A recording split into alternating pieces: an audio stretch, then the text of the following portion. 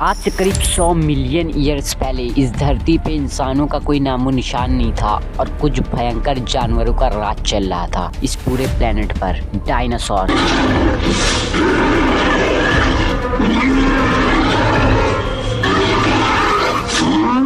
ऐसे डायनासोर जो बिल्डिंगों से भी ऊंचे हुआ करते थे और कुछ का जबड़ा इतना पावरफुल कि किसी की भी हड्डी को 1 सेकंड में चकनाचूर कर दें, और कुछ की रफ्तार इतनी कि ऑलमोस्ट 90 किलोमीटर पर आवर की स्पीड से भाग सकते थे। सही मायने में देखा जाए तो ये दिल दहला देने वाले जीव थे। इन्होंने 170 मिलियन सालों तक राज किया इस पूरे प्लेनेट पर। लेकिन एक दिन एक ऐसी घटना होती है कि इस धरती से डायनासोर्स का नामो निशान मिट जाता है। एग्जैक्टली क्या हुआ था और कैसे हुआ था, तो आइए समझते हैं आज के इस वीडियो में। As it gets closer to the planet, the Earth's gravitational pull gets stronger. They now can't see what's headed their way.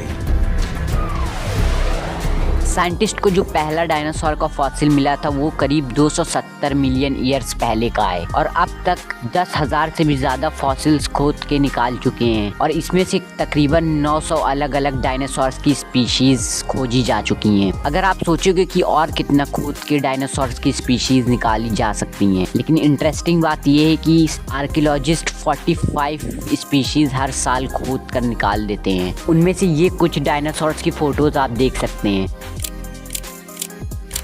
इनमें से ये देखिए, साउथ अफ्रीका में पाया गया ये सबसे खतरनाक डायनासोर, जिसके सर में एक चोंच जैसा कुछ है और पूंछ में ब्लेड जैसा मटेरियल है। कहा जाए तो आज के दिन हम डायनासोर्स के बारे में बहुत कुछ जानते हैं, लेकिन कहानी की शुरुआत समय में पीछे चल के करते हैं, करीब कई मिलियन ईयर्स पीछे। इस समय अगर आप कॉन्टिनेंट देखोगे तो सारे कॉन्टिनेंट आपस में मिले हुए हैं, जैसे एशिया, ऑस्ट्रेलिया, साउथ अफ्रीका, ये आपस में मिले हुए थे, जिसे नाम दिया गया है पैंजिया। सब कुछ ठीक चल रहा था, डायनासोर जी रहे थे, लेकिन एक दिन एक ऐसी घटना होती है कि इस धरती से डायनासोर्स का नामो निशान मिट जाता है। एक बड़ा सा एस्टेरॉयड जिसका साइज तकरीबन 10 से 15 किलोमीटर का रहता है, वो धरती से आके सीधा टकरा जाता है। इस एस्टेरॉयड की स्पीड थी 30 किलोमीटर पर सेकेंड। अगर स्पेसिफिकली कहा जाए तो ये मैक्सिको की युकाटान पेनिसुला में जाके टकराता है, और जहाँ पे टकराता है वहाँ पे इतनी एनर्जी रिलीज होती है जितना कि आमतौर पे 100 टेराटन TNT से रिलीज होती है। या फिर अगर आप इसे हिरोशिमा और नागासाकी पे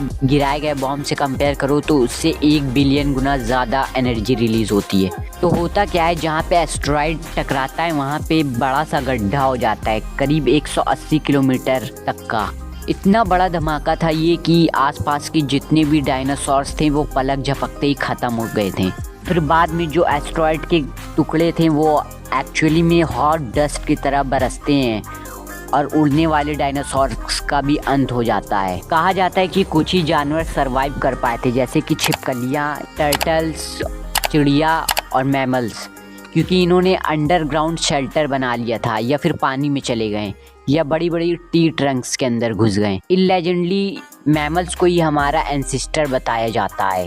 वैसे वीडियो पसंद आई तो लाइक करके चैनल को सब्सक्राइब कर लिए।